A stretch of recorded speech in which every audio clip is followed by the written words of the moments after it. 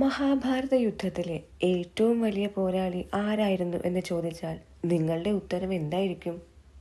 അർജുനൻ, കർണൻ, ഭീഷ്മർ, അതോ ദ്രോണാചാര്യരോ?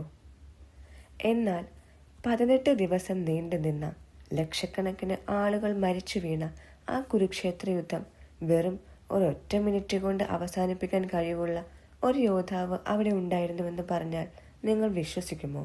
അതെ, അയാളുടെ ആവനാഴിയിലുണ്ടായിരുന്നത് വെറും 3 അസ്ത്രങ്ങൾ മാത്രമായിരുന്നു.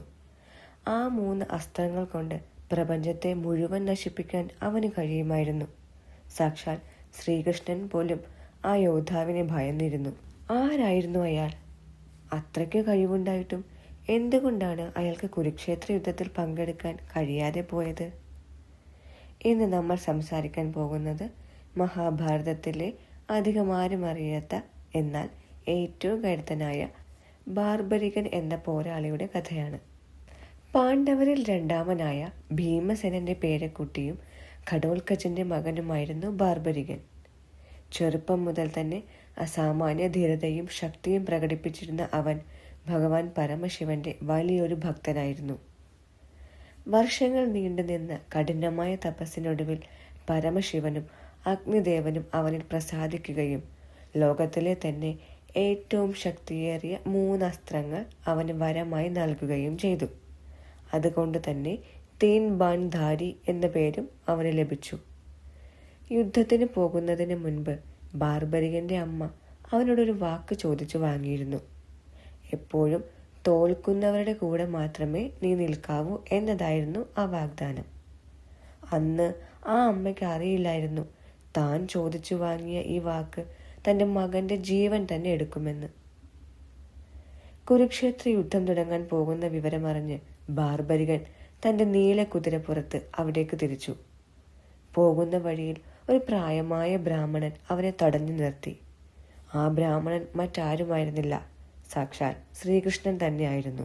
ബ്രാഹ്മണൻ ചോദിച്ചു, കുട്ടി, നീ എങ്ങോട്ടാണ് പോകുന്നത്? നിന്റെ കയ്യിൽ വെറും 3 അസ്ത്രങ്ങൾ മാത്രമല്ലേ ഉള്ളൂ. ഇത് വെച്ചാണോ നീ ആ വലിയ യുദ്ധത്തിൽ പങ്കെടുക്കാൻ പോകുന്നത്? ഇത് കേട്ട് ചിരിച്ചുകൊണ്ട് ബാർബരികൻ പറഞ്ഞു, എനിക്ക് യുദ്ധം ജയിക്കാൻ ഈ അസ്ത്രങ്ങൾ തന്നെ ധാരാളമാണ്. ആദ്യത്തെ അസ്ത്രം ഞാൻ വിട്ടാൽ അത് ഞാൻ നശിപ്പിക്കാൻ ഉദ്ദേശിക്കുന്ന ശത്രുക്കളെ മുഴുവൻ അടയാളപ്പെടുത്തും.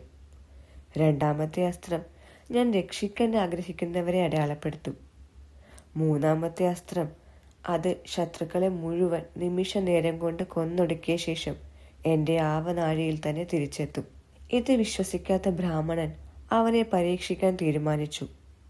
തൊട്ടടുത്ത് നിന്ന ഒരു ആൽമരം കാണിച്ചുകൊണ്ട് അദ്ദേഹം പറഞ്ഞു, എങ്കിൽ നിന്റെ അസ്ത്രം ഉപയോഗിച്ച് ഈ മരത്തിലെ എല്ലാ ഇലകളെയും ഒന്ന് അടയാളപ്പെടുത്തൂ, കാണട്ടെ.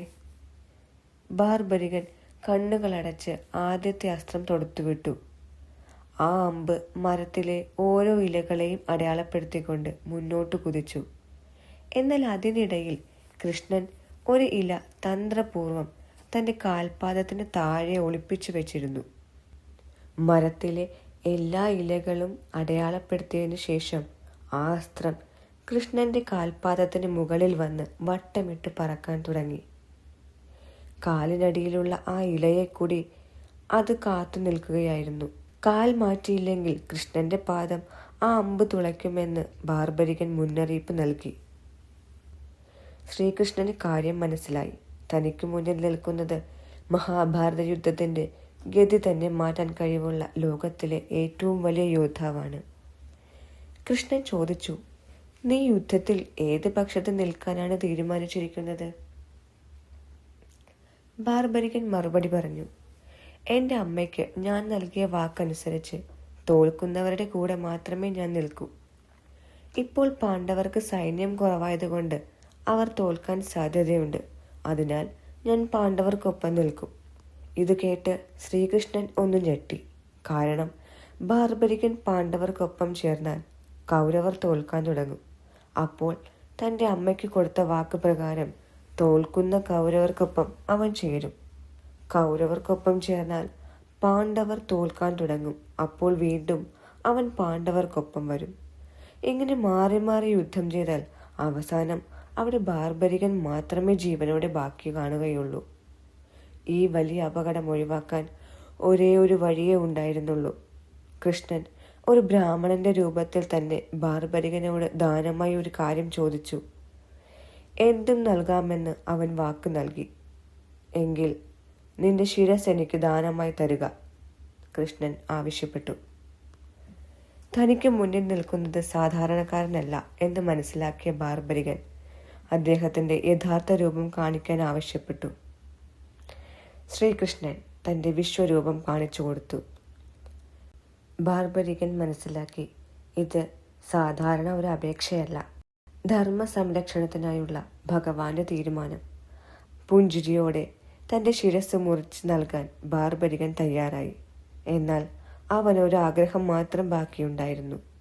മഹാഭാരത യുദ്ധം മുഴുവൻ അവന് കാണണം. ആ ആഗ്രഹം സാധിച്ചു കൊടുക്കാമെന്ന് ഭഗവാൻ ഉറപ്പു നൽകി. കുരുക്ഷേത്രത്തിലെ ഏറ്റവും ഉയർന്ന ഒരു കുന്നിൻ മുകളിൽ ബാർബരികന്റെ ജീവനുള്ള ശിരസ് കൃഷ്ണൻ സ്ഥാപിച്ചു. അവിടെ ഇരുന്ന് അവൻ 18 ദിവസം നീണ്ടുനിന്ന ആ മഹായുദ്ധം മുഴുവൻ കണ്ടു. ഭീഷ്മന്റെ വീഴ്ച, അഭിമന്യുവിന്റെ മരണം, കർണന്റെ അവസാന പോരാട്ടം, ദുര്യോധനന്റെ പരാജയം എല്ലാം ബാർബരികൻ ആ കുന്നിൻ മുകളിലിരുന്ന് കണ്ടു. യുദ്ധം കഴിഞ്ഞ ശേഷം പാണ്ഡവർ തമ്മിൽ തർക്കം തുടങ്ങി. ഈ വിജയത്തിന് ഏറ്റവും വലിയ കാരണം ആരാണ്? അർജുനൻ തൻ്റെ പേര് പറഞ്ഞു. ഭീമനും സ്വന്തം വീര്യം ചൂണ്ടിക്കാട്ടി. അപ്പോൾ കൃഷ്ണൻ പറഞ്ഞു, ഈ യുദ്ധം മുഴുവൻ കണ്ട ഒരാൾ മാത്രമേ ശരിയായ ഉത്തരം പറയാൻ കഴിയൂ. അവർ ബാർബരികന്റെ അടുത്തെത്തി. അവൻ പറഞ്ഞു, ഞാൻ യുദ്ധത്തിൽ ആരും ജയിക്കുന്നത് കണ്ടില്ല. ഞാൻ കണ്ടത് ഭഗവാൻ കൃഷ്ണന്റെ സുദർശന ചക്രം മാത്രമാണ്. ധർമ്മത്തിന് വേണ്ടി പ്രവർത്തിച്ചത് ദൈവിക ശക്തിയായിരുന്നു. മനുഷ്യർ വെറും നിമിത്തങ്ങൾ മാത്രം.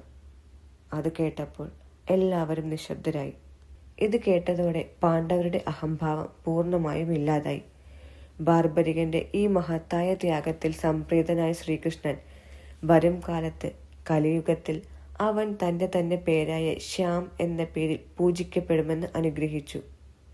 രാജസ്ഥാനിലെ പ്രശസ്തമായ ഖാട്ടു ശ്യാം ക്ഷേത്രത്തിൽ ഇന്നും ലക്ഷക്കണക്കിന് ഭക്തർ ആരാധിക്കുന്നത് ഇതേ ബാർബരികനെയാണ്. ശക്തിയും കഴിവുമുണ്ടായിട്ടും ധർമ്മത്തിന് വേണ്ടി സ്വന്തം ജീവൻ തന്നെ ത്യാഗം ചെയ്ത ആ മഹാപോരാളിയുടെ കഥ നിങ്ങൾക്ക് ഇഷ്ടപ്പെട്ടുവെന്ന് കരുതുന്നു. മഹാഭാരതത്തിലെ ഇതുപോലുള്ള കൂടുതൽ അറിയാ കഥകൾ കേൾക്കാൻ താല്പര്യമുണ്ടെങ്കിൽ തീർച്ചയായും കമൻറ്റ് ബോക്സിൽ അറിയിക്കുക. വീഡിയോ ഇഷ്ടപ്പെട്ടാൽ ലൈക്ക് ചെയ്യാനും ചാനൽ സബ്സ്ക്രൈബ് ചെയ്യാനും മറക്കരുത്. Thank you.